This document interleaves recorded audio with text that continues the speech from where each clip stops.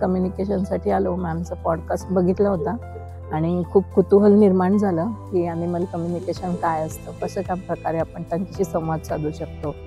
तर त्याचा अनुभव घेण्यासाठी म्हणून इथे आलो आणि इथे आल्यावर इतकं छान वाटलं नेचरशी कनेक्ट होऊन. आणि जे मॅडमने शिकवलं, टेक्निक सांगितले की कसं कनेक्ट व्हायचं, तर ते खूप छान प्रकारे जमलं. पण अजूनही छान प्रकारे जमू शकतं, खूप प्रॅक्टिस पण पाहिजे.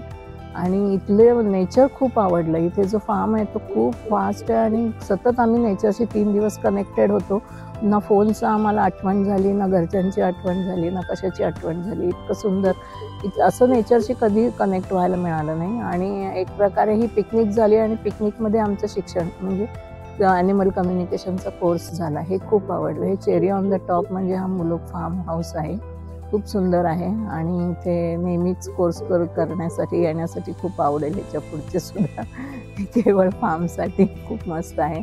आणि इथे सगळे छान आहेत, खूप कोऑपरेटिव्ह आहेत. अशोक सर आहेत, ज्योती मॅम आहेत, बाकी सगळा स्टाफ आहे, खूप छान आहे. आणि खूप आवडली इथली एकंदरीत सोय आणि शिक्षण पद्धतीसुद्धा, की कसलंही बर्डन न देता, बोजा न देता, जसं तुम्हाला जमतंय तसं तुम्ही करत राहा आणि सांगत राहा काय होतंय काय नाही.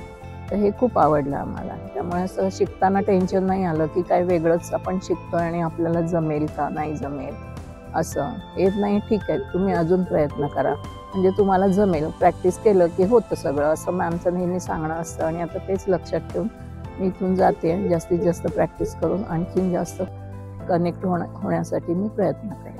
Thank you so much.